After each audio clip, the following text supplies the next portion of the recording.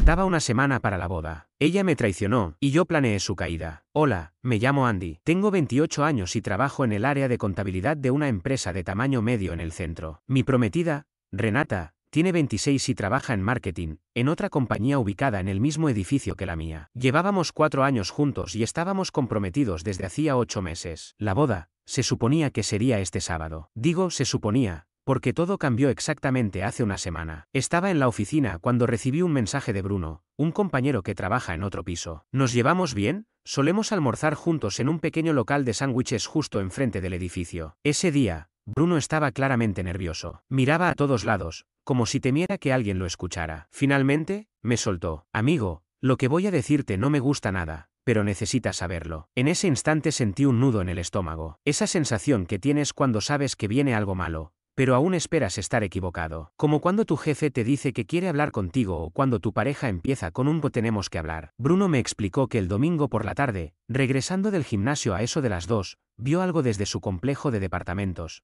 que está justo al lado del mío. Me contó que mientras se dirigía a su coche, vio a Renata en nuestro estacionamiento con un hombre alto que no le resultaba familiar. Al principio pensó que tal vez era un hermano o un primo, pero algo no cuadraba. Se quedó observando un minuto más y ahí lo entendió. Ese tipo no era familia. Estaban muy cerca, demasiado. Se estaban besando de forma intensa. Después, ella se reía y le acariciaba el pecho como si llevaran mucho tiempo juntos. Lo siento, de verdad, me dijo Bruno, pero no podía dejar que te casaras sin saber esto. No parecía algo casual. Se veían muy cómodos juntos, como si fuera normal entre ellos. Yo apenas podía procesar lo que me decía. Bruno no es alguien que invente cosas ni exagera. Además, se notaba que estaba incómodo contándomelo, lo que le daba aún más credibilidad. ¿Estás seguro de que era Renata? Le pregunté. 100%. La he visto en varios eventos de la empresa. La reconozco sin dudar. Era ella, y además, se fueron juntos a tu departamento. Ahí todo cambió. No era solo un beso en la calle o una situación ambigua. Ese hombre había estado en mi hogar, probablemente en mi cama. Le pregunté si lo conocía, si era alguien de nuestro edificio,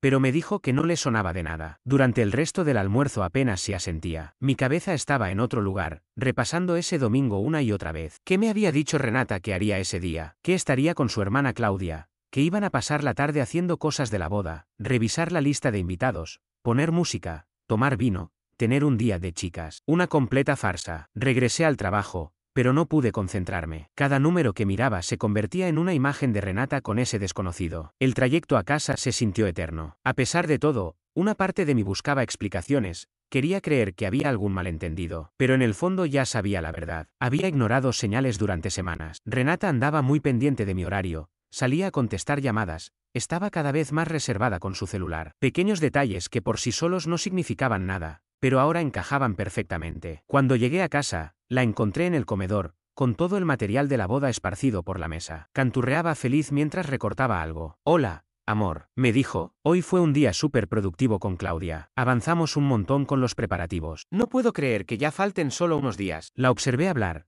tan entusiasta, tan metida en su papel. Pero para mí ya no era la misma. Cada palabra sonaba falsa. O estaba actuando como una profesional o simplemente no le importaba haberme traicionado. ¿Y qué hicieron exactamente? Le pregunté. Lo de siempre. Terminamos las invitaciones, definimos los últimos asientos, revisamos la agenda. Claudia trajo vino. Hicimos una tarde entera de cosas entre hermanas. Está tan emocionada por ser mi dama de honor. Mentira tras mentira. No había estado con Claudia. Había estado con un extraño en nuestro departamento. Mientras yo pensaba que tenía a la mujer perfecta, ella se acostaba con otro. Esa noche no pude dormir. Renata roncaba tranquila a mi lado, soñando tal vez con su vestido y la ceremonia. Yo solo miraba el techo, sintiendo cómo se desmoronaba todo. Lo peor no era la infidelidad. Era lo fácil que le resultaba mentir, mirar a los ojos y contar historias detalladas con total naturalidad. Decidí no confrontarla aún. Necesitaba saber más. ¿Desde cuándo pasaba esto? ¿Quién era ese tipo? ¿Fue algo puntual o llevaba meses engañándome? Pero, sobre todo, quería ver si tendría el valor de confesarlo por sí misma. Quería darle la oportunidad de decir la verdad,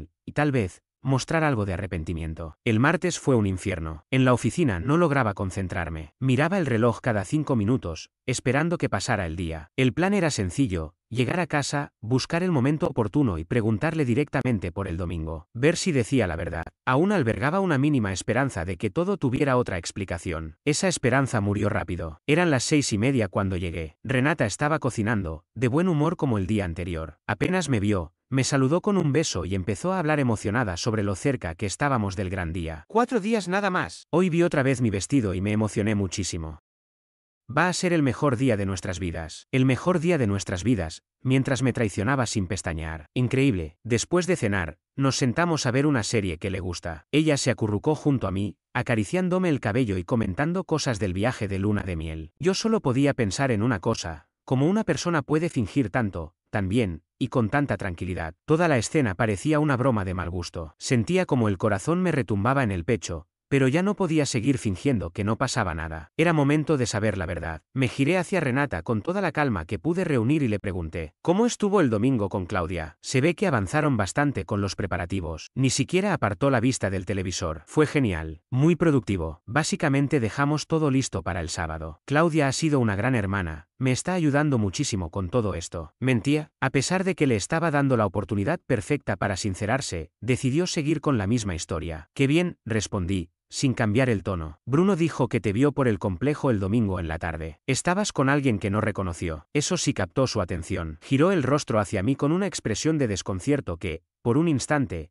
pareció auténtica. ¿Bruno? ¿Cuándo hablaste con Bruno? ¿Y qué quiere decir que me vio? Almorzamos ayer. Vive justo en el edificio al lado del nuestro. Me dijo que te vio en el estacionamiento con otro tipo, como a las 2 de la tarde. Observé su rostro atentamente. Durante unos segundos, su confusión pareció real, pero algo en ella cambió de pronto. Pude ver, casi en cámara lenta, como su expresión se endurecía. Estaba tratando de calcular cuánto había visto exactamente Bruno. Respondió diciendo que solo era un desconocido que había pedido indicaciones. Pero su voz temblorosa, la mirada esquiva y la postura defensiva contaban otra historia. Cuando insistí, perdió la compostura. Se puso a la defensiva, me acusó de ser paranoico a pocos días de la boda y empezó a hacerme sentir como si yo fuera el problema. Una típica táctica para desviar la atención. Pero no solté. Seguí preguntando hasta que, sin rodeos y con frialdad, admitió que había estado con alguien llamado Troy, un tipo que conoció en una reunión informal del trabajo. No mostró arrepentimiento, ni un poco de culpa. Llevaba semanas engañándome, mintiendo descaradamente al decir que estaba con su hermana. Y cuando la confronté,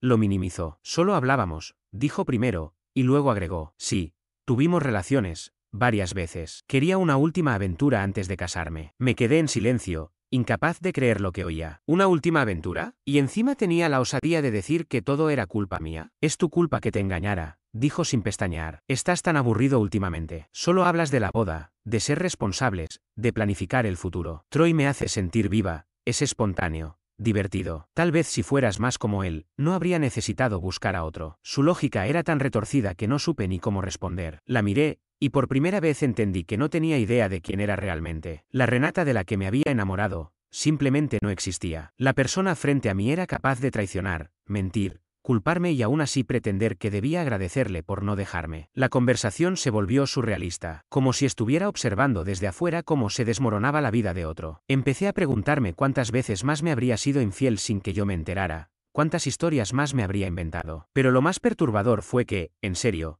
parecía convencida de que estaba siendo razonable, como si el loco fuera yo por reaccionar mal. ¿Y ahora qué?, le pregunté. Ahora nos casamos el sábado y olvidamos esta conversación. Lo hecho está. No se puede cambiar el pasado, solo seguir adelante. Seguir adelante como si nada hubiera ocurrido, como si no acabara de destrozar nuestra relación con unas pocas frases. Fue en ese instante que supe lo que debía hacer. Ella había tomado su decisión al engañarme. Ahora yo iba a tomar la mía. Pero antes, me aseguraría de que todos supieran exactamente a quién iban a celebrar el sábado. Tenía dos caminos. El primero, cancelar todo como lo haría alguien sensato. Anunciar que la boda no se haría por diferencias irreconciliables y seguir con mi vida. Pero el segundo era mucho más interesante. Porque si algo tenía claro sobre Renata, era que vivía para la atención. Su imagen de novia perfecta era lo que más valoraba. Si simplemente cancelaba, ella encontraría la forma de victimizarse. Diría que me acobardé, que era controlador, que no la dejaba ser ella misma. Se ganaría la simpatía de todos, y yo quedaría como el villano que abandonó a su prometida. No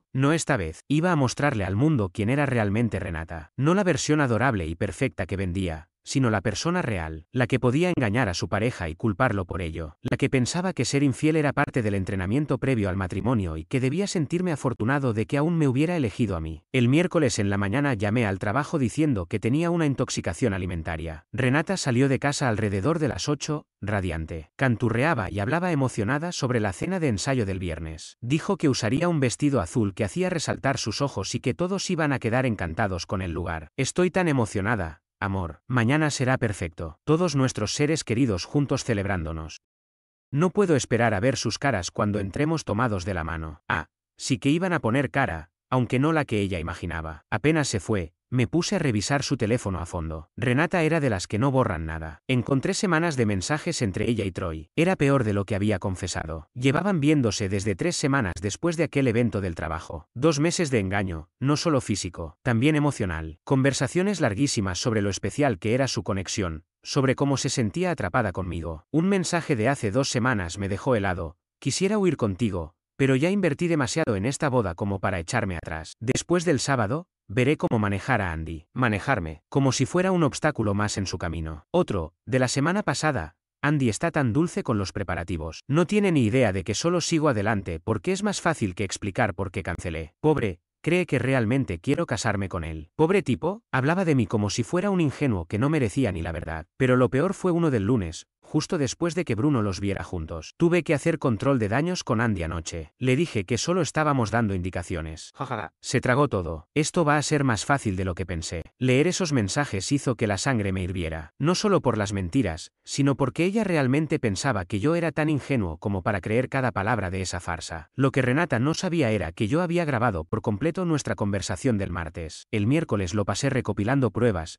capturas de pantalla de conversaciones con Bruno, excusas falsas sobre a dónde iba, quejas sobre nuestra relación, e incluso mensajes en los que confesaba a sus amigas que solo se casaba conmigo por conveniencia, que lo de Bruno era solo una aventura sin compromiso. El jueves empecé a preparar la presentación. No iba a ser cualquier cosa, sería mi obra maestra. Esa noche, Renata regresó a casa con un entusiasmo inusual. Se había arreglado las uñas y no paraba de enseñármelas, diciendo lo bien que combinaban con su vestido. Estaba radiante, completamente emocionada. Esa misma noche repasamos los últimos detalles del evento. Había impreso una línea de tiempo detallada con cada momento programado, la llegada de los invitados, la cena, los discursos. Había planeado hasta el segundo. ¿Cuántos confirmados tenemos para mañana?, preguntó. 43, respondí. Nuestros padres, abuelos, amigos de la universidad, algunos compañeros del trabajo, todos los importantes estarían ahí. Todos los que creían que Renata era una mujer dulce e inocente. Estaban a punto de descubrir la verdad. El viernes por la mañana, Renata parecía una niña esperando los regalos de Navidad. Revisaba su teléfono constantemente, ajustaba horarios, verificaba detalles. Había pedido el día libre para enfocarse en que todo fuera perfecto. Yo fui a trabajar, pero no logré concentrarme. Solo pensaba en el vídeo y cómo reaccionaría la gente al verlo. Claro que había nervios. Sabía que esto iba a ser fuerte, y que no habría marcha atrás. Pero entonces recordaba a Renata riéndose, diciéndole a Bruno que solo se casaba conmigo porque le resultaba cómodo, y los nervios desaparecían. Ella había tomado sus decisiones, y ahora todos verían quién era en realidad. Salí temprano del trabajo para asegurarme de que todo estuviera listo. Cargué la presentación en mi portátil, la revisé varias veces. Todo estaba en orden. Solo faltaba conectarla al proyector y dejar que las propias palabras de Renata hablaran por sí solas. Durante el trayecto al restaurante,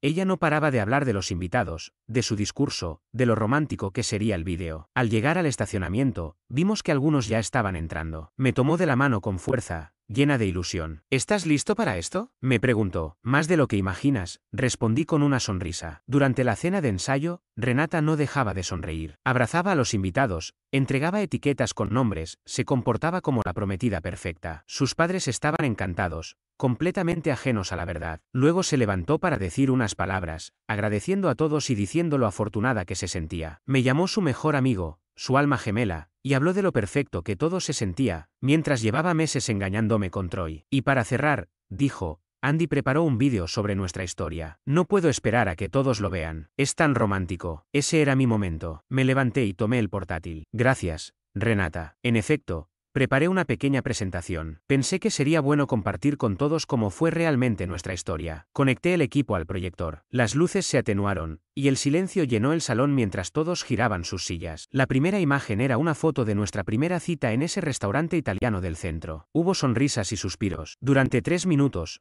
Todo parecía ir de maravilla. Comentarios felices. Renata me apretaba la mano, su cara brillaba de orgullo. Era justo el tipo de vídeo que esperaba. Hasta que llegó la diapositiva 15. Una captura de pantalla de mensajes de texto. Su nombre en la parte superior. Conversación con alguien llamado Troy. Fecha: ayer. No puedo esperar para esta noche. Andy piensa que fui a hacerme las uñas. Después de mañana, no tendré que fingir más. Solo un día más actuando como la novia perfecta. El ambiente se congeló. La sala se volvió silenciosa. La gente forzaba la vista para leer. Renata me apretó la mano con fuerza, casi con desesperación. Andy, ¿qué es esto?, susurró, pero yo seguí avanzando. Más mensajes, esta vez de días anteriores. Renata diciendo que tenía que calmarme, que solo estaban dando indicaciones, entre risas. Empezaron las miradas confundidas. Su madre intentaba leer desde el otro lado del salón. Su padre se inclinaba hacia adelante, desconcertado. Las siguientes diapositivas mostraban una cronología de sus mentiras, capturas donde decía estar con su hermana mientras en realidad estaba con Troy. Publicaciones en redes sociales que contradecían sus excusas. Fotos que Troy había subido, con Renata en sitios donde me juraba que no había estado. Intentó arrebatarme el portátil, pero lo aparté. Andy, basta. Esto está fuera de contexto, gritó. Pero no había contexto posible que justificara lo que todos estaban viendo. Eran sus palabras,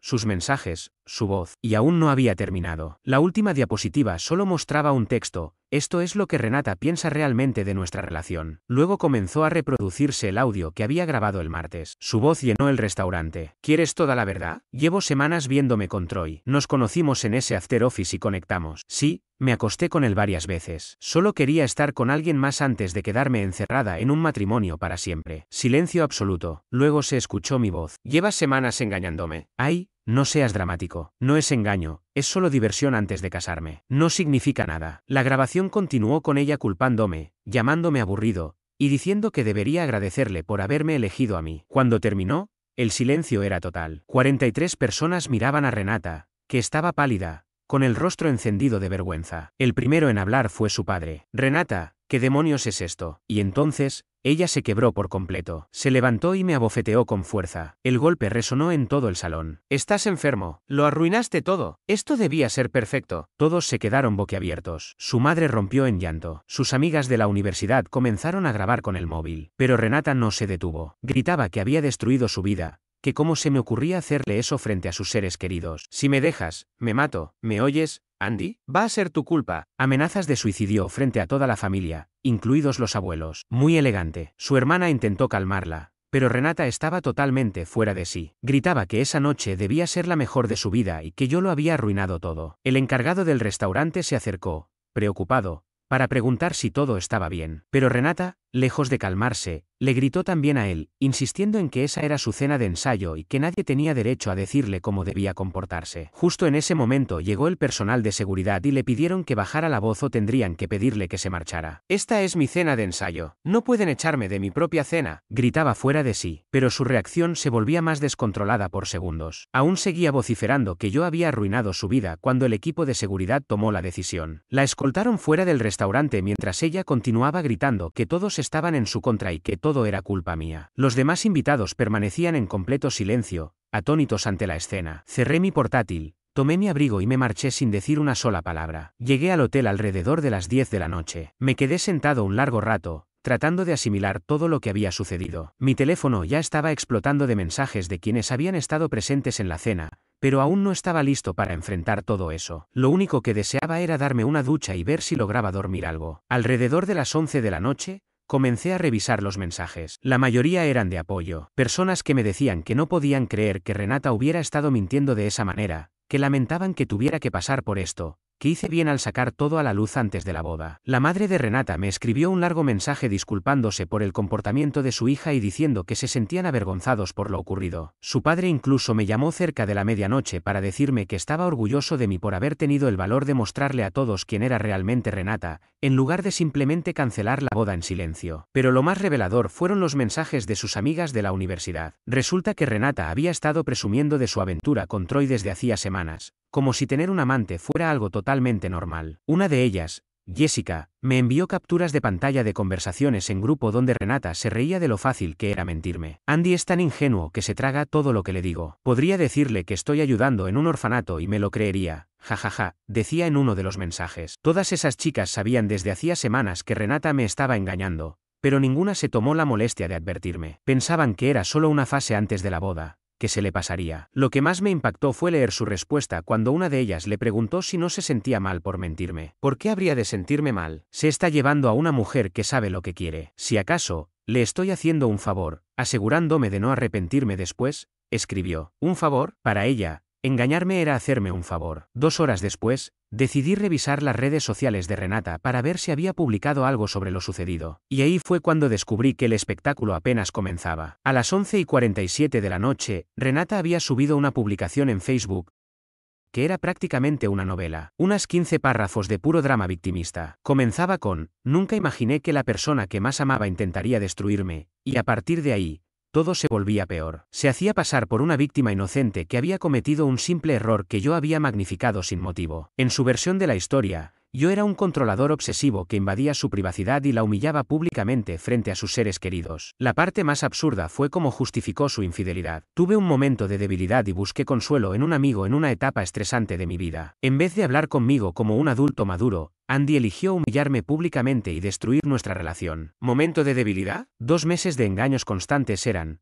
para ella, un simple desliz. Pero no terminó ahí. Continuó acusándome de haber sido emocionalmente abusivo, de alejarla de sus amistades, de querer controlar cada aspecto de su vida. Todo completamente falso. Estaba intentando reescribir la historia para parecer una víctima. Sin embargo, los comentarios en la publicación no jugaron a su favor. Uno tras otro, los invitados a la cena comenzaron a desmentirla. Alguien incluso había subido un vídeo de su colapso en el restaurante, que ya se estaba compartiendo por todos lados. Los comentarios se llenaron de emojis de risa y mensajes preguntando si de verdad esperaba que alguien creyera esa historia después de lo que todos habían presenciado. Alrededor de las 2 de la madrugada, volvió a publicar. Esta vez fue en Instagram. Subió una foto suya con el vestido de novia y escribió algo como: algunas personas harán lo que sea para hacerte daño cuando ya no pueden controlarte. Aún después de todo, seguía queriendo hacerse pasar por víctima. Me fui a dormir pensando que lo peor ya había pasado. Me equivoqué. El sábado por la mañana me desperté con 17 llamadas perdidas y decenas de mensajes. Renata, aparentemente, había pasado la noche entera desatada, y sus publicaciones en redes eran apenas el comienzo. Lo primero que vi fue un mensaje de mi jefe a las 3:47 de la madrugada. Andy, recibí una llamada muy preocupante sobre ti esta noche. Hablamos el lunes, decía el mensaje. Sentí un nudo en el estómago. ¿Qué había hecho Renata ahora? Lo llamé de inmediato, a pesar de que eran apenas las 8 de la mañana. Contestó al segundo tono. Andy, ¿qué está pasando? Recibí una llamada a las 3 de la mañana de alguien que se identificó como tu prometida. Dijo que eres inestable mentalmente, que la habías amenazado y que debía despedirte por la seguridad del resto del equipo. Renata había llamado a mi jefe a las 3 de la mañana, intentando que me despidieran. Unas pocas horas después de su espectáculo en el restaurante, le conté toda la historia a mi jefe, incluyendo que la relación ya estaba completamente rota desde que descubrí su infidelidad. El jefe de seguridad de mi empresa me llamó al día siguiente. Fue educado y comprensivo, me dijo que suponía que todo se trataba de un asunto personal, pero tenía que preguntar por qué alguien había presentado una queja relacionada con la seguridad laboral. Después de colgar,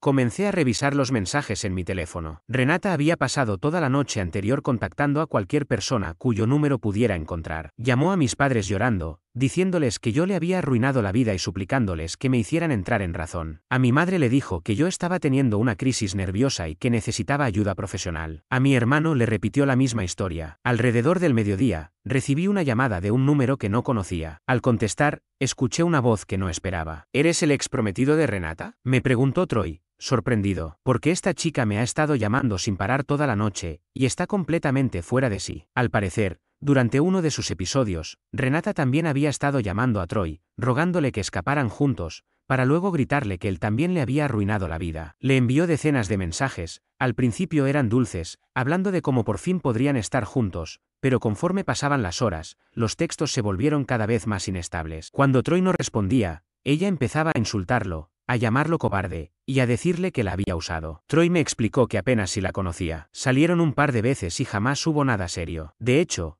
cuando se enteró por redes sociales de que ella en realidad estaba comprometida, la bloqueó de inmediato. Me dijo: pensé que estaba soltera. Jamás mencionó que tenía pareja. Esto es demasiado para mí. Así que, no solo Renata destruyó nuestra relación y se humilló públicamente, sino que el hombre por el que tiró todo por la borda también la rechazó. Y eso fue solo el comienzo. Para el domingo por la tarde, la situación ya se había salido por completo de control. Más invitados de la cena comenzaron a comentar en redes sobre lo que habían presenciado. Renata, desesperada, Publicaba una historia tras otra tratando de manipular la percepción de los demás. Pero ya era demasiado tarde. Todos habían visto claramente quién era ella en realidad. Ninguna actuación de víctima podía cambiar eso. La imagen de mujer perfecta y confiable que había cultivado durante años se derrumbó en una sola noche, y sus intentos de justificar lo ocurrido solo agravaron el desastre. Su colapso fue tan público que su empresa terminó enterándose. Alguien en su trabajo le reportó a Recursos Humanos las publicaciones erráticas en las que incluso etiquetaba a compañeros de oficina. Un colega me escribió para contarme que Renata había sido puesta en licencia administrativa mientras evaluaban si su situación personal estaba afectando su desempeño laboral.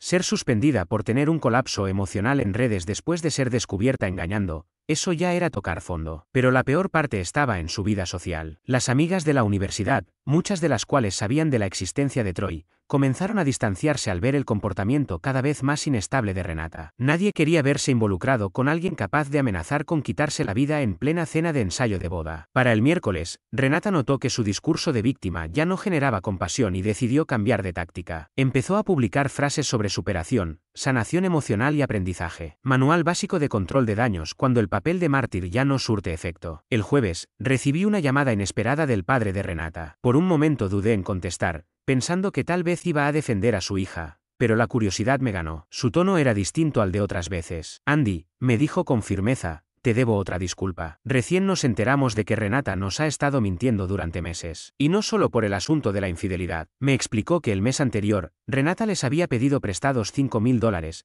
asegurando que eran para pagar cosas de la boda. Descubrieron, sin embargo, que ese dinero lo usó para irse de vacaciones con Troy. Incluso mintió diciéndoles que necesitaba adelantar un pago al florista, cuando en realidad se fue a un resort con ese tipo el fin de semana antes de la cena de ensayo. Le hemos cortado el apoyo económico, me dijo su padre. No vamos a financiarle más mentiras hasta que busque ayuda profesional. Lo que te hizo a ti ya era imperdonable, pero engañarnos también a nosotros con dinero, eso muestra hasta dónde ha llegado. Además, me comentó que el casero de Renata había estado llamando por retrasos en la renta, y que varias compañías de tarjeta de crédito la estaban buscando por pagos vencidos. Todo indicaba que su situación financiera era un desastre, y su plan era usar nuestras cuentas conjuntas después de casarnos para salir de sus deudas. El viernes, justo una semana después de todo el desastre, decidí darme un respiro. Utilicé parte del dinero que habíamos reservado para la luna de miel y me fui a Las Vegas con mis amigos. Subí una foto en el aeropuerto con el mensaje, a veces, la mejor venganza es vivir tu mejor vida. Esa publicación la vio Renata. Esa misma noche, me envió un largo mensaje. Era la primera vez que me contactaba directamente desde el colapso. Andy, sé que ahora me odias, pero necesitaba decirte que estoy recibiendo ayuda. Empecé terapia y estoy intentando entender por qué tomé decisiones tan terribles. Sé que te lastimé y que destruí todo lo bueno de mi vida. No espero tu perdón porque no lo merezco, pero quería que supieras que perderte fue lo peor que me ha pasado. Demasiado tarde. Leí el mensaje. Tomé una captura de pantalla y la bloqueé. Si esa reflexión hubiera llegado antes de que decidiera engañarme, o al menos antes de mentirme sobre ello, tal vez las cosas habrían sido distintas. Pero hay cosas que, una vez hechas, no pueden deshacerse. Algunos conocidos me han preguntado si me pesó que todo se hiciera tan público. La verdad, no siento remordimiento alguno. Renata fue quien tomó cada decisión que la llevó a ese punto, fue ella quien traicionó, quien mintió sin pestañear y quien intentó manipular a todos para evitar asumir las consecuencias. Yo solo mostré lo que realmente había detrás de esa fachada que tantos habían admirado durante años. No lo hice por venganza, ni por orgullo. Lo hice porque merecía dignidad, porque merecía que la verdad saliera a la luz antes de unir mi vida a alguien que había hecho de la mentira su rutina. Al final, cada quien cosecha lo que siembra. Y mientras ella lidia con las ruinas que dejó su propia conducta, yo sigo adelante. Más liviano, más claro, y sabiendo que me libré a tiempo de algo que tarde o temprano me habría destruido.